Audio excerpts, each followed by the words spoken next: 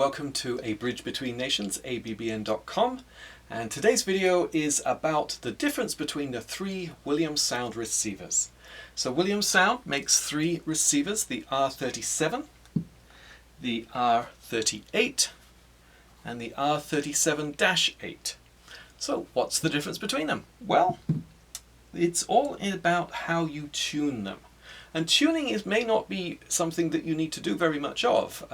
Generally speaking, most people will probably never actually change their channel. Some people may have to find the channel the first time they use it if it hasn't been set up correctly when they order it, but for most people it will have already been set up and you probably will never change the channel.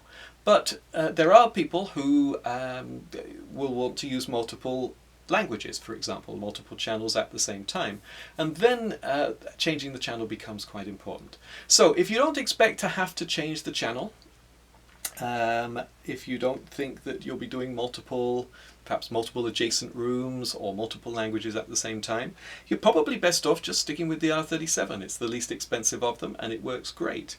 If you do need to change the channel, you simply press the channel seek button in the back while your transmitter is switched on, and it will find that transmitter and it will stay on it, and that's all you ever need to do. It will now stay on it for the rest of its life, unless you do something to change it again. Very simple, just an on-off with volume control, and plug in a headphone or earpiece on the top. A great, good value receiver. Next is the R38. So this offers up to 8 channels at the same time, and you can see it has an LCD display so you can see some information. For example, now it's showing what volume it is set at, so that's a kind of a cool feature, and I can change the channel on it by I press the menu button once and then I press the side buttons to choose what channel I want to listen to. So that's a relatively easier process than it is on the R37 if you think you're going to be changing the channels a lot. For example, if you think that you're going to be giving these out to groups and they're going to have to find the channel for themselves, then you could set this up. You can set it so that it just displays channel 1, channel 2, channel 3, etc. through 8, and just tell them you're on channel 2, and then they can find channel 2 fairly easily.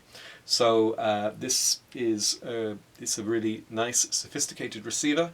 It is somewhat more expensive than the R37, but if you do need to do a lot of channel changing, it's great for that purpose.